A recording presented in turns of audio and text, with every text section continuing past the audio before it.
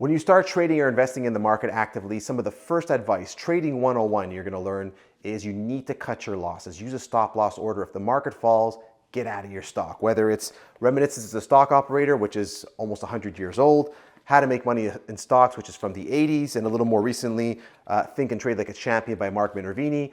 All of these books champion that same idea. So is it helpful or is it harmful?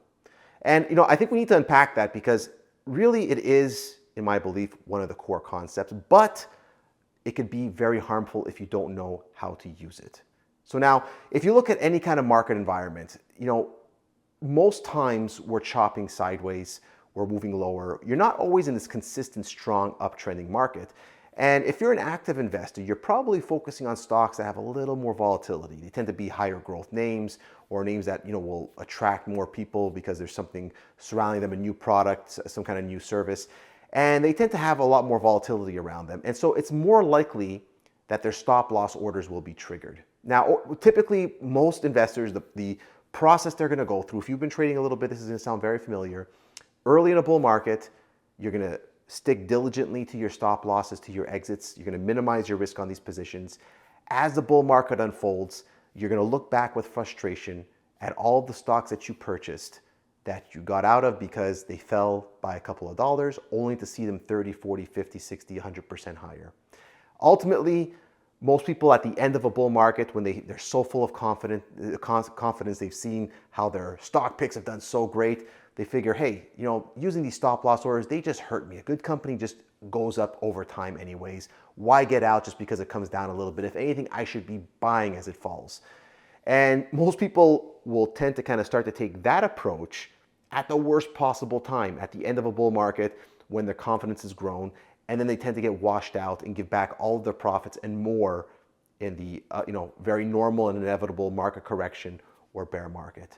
So is it helpful or hurtful? So I think it's an absolute core necessity of markets to limit your risk. Anyone who has been trading long enough has that as a fundamental principle in their process. But whenever you enter something into your process, there's going to be a side effect. The side effect of having a stop loss order is it's going to increase the number of times that you're wrong. And now that alone is okay. It's normal because if you put a stop loss order, as stocks move back and forth in volatility, it's just normal that more stocks will maybe fall 5 or 6%, then immediately go up 50 or 60%. And so it's normal to have a lot more of your stop losses hit. The issue is how you control the amount of mistakes that you make, the pace of your trading. So if you enter into a choppy market environment, let's take a look at this chart on the screen, where for not 1 week, not 2 weeks, maybe it's 2 months, 3 months, 4 months, markets just don't really get anywhere. And you're positioning for an uptrend because you're confident.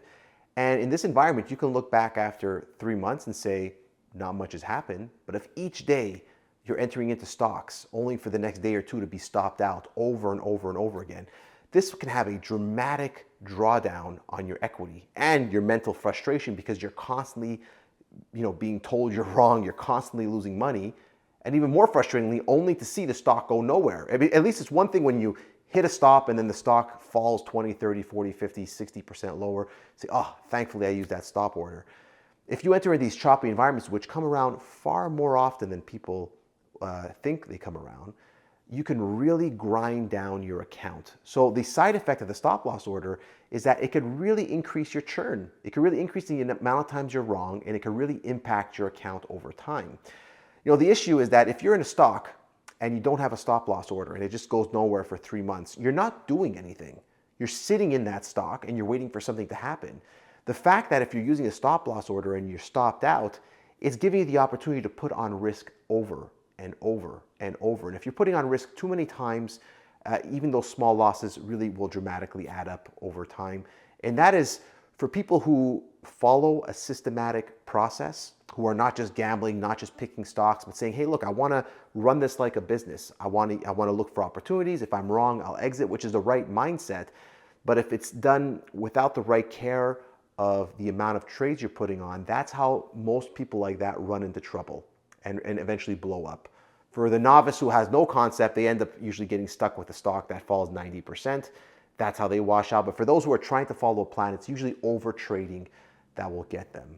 So if you're going to be incorporating the concept of a stop loss, if you're going to be incorporating the concept of limiting your risk when you're wrong, you also have to, by default, bolt on a process that will help you determine how aggressive you should be in the market. You need a way to say no more often to new stock ideas. If it's just looking at a chart, if it's just looking for a setup, well, the bad news is that they're around all the time, almost every day. I can almost always find a good looking chart. The reality is you're not always in an environment that's conducive for a big uptrend.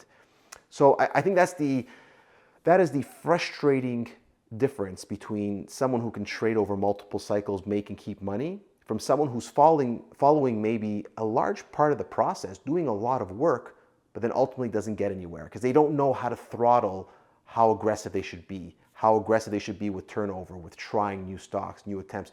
You need to be able to look at the whole and understand, is this an environment conducive for growth, for big moves up, or is this an environment that's just a very choppy environment without a whole lot going on? And so this kind of goes down really to that portfolio management type of concept and risk, where you want to manage how many stocks you'll put on in any one day, how much exposure you want to put on in any one day or on week, how many trades you want to take in a week. You should have limits to protect, to guard yourself from running into the problem of overtrading. If that's one of the biggest problems and you go into the market just figuring, hey, I'll deal with it later, guess what? People trade because they love to trade. It's a fun business when it's going well. It's probably the funnest business when it's going well. So you need to have rules that will restrain you from overtrading, even if you think it's a great environment, even if you think it's a great opportunity.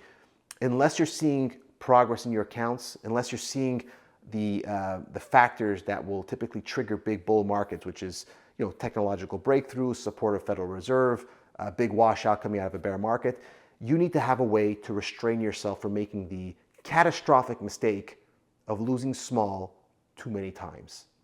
So this can actually end up being a very big and broad topic, but I want to drop this today as food for thought, because what can be a core, critical, necessary component can actually lead to your downfall if not implemented or correctly or thoughtfully enough.